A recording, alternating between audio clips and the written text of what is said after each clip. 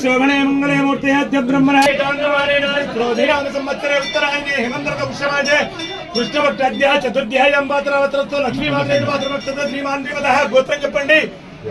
యమునోల గోత్రం దశ అల్లా రాజేశ్వరెడ్డి నామ దిశ నీలిమా నామ దిశ సహ కుటుంబానాం యమునోల గోత్రం దశ విజేంద్ర నామ దిశ సరితా నామ దిశ సహ కుటుంబానాం క్షేమ ధైర్య అనండి మమ క్షేమ ధైర్య ధైర్య విజయ అభయ ఆయు ఆరోగ్య ఐశ్వర్య అభి సిద్ధ్యర్థం వీరభద్ర పాహిమాం వీరభద్ర రక్షమాం.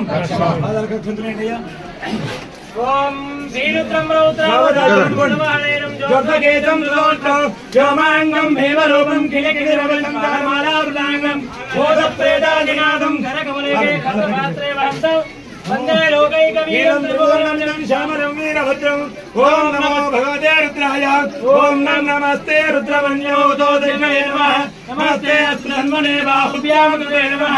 యాదే విష్ణుప్రదాదిపం నమోదేంద్రో శివాజనం ధ్యాయాతమదయానోత్తమదయా యాదే రుద్ర శివాదరోరఘోరవామకారిణి అజానత్తమార్జునమయాగీతం తౌవితాగిని యావిజంగేరియందానత్తే పరిజత్తవే శివాంగరిత్తాంగరమాయగోదేకులజగద ఆలార కష్టార దుఃఖార రోగార ప్రధామసి హిరణ్యభాత్రం వధా పూర్ణందలాది మదవ్యోతానీతి ఏకదా బ్రహ్మణోపహారణి ఏకదైవ యజమాన ఆయుస్తేజోధనాదిః.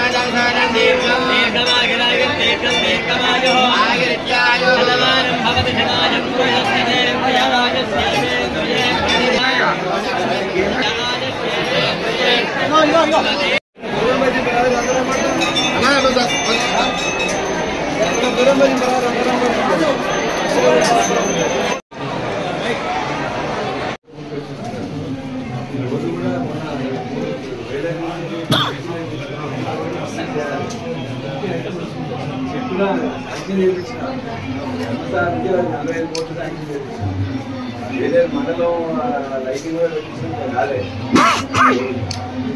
చాలా బాగుంటుంది.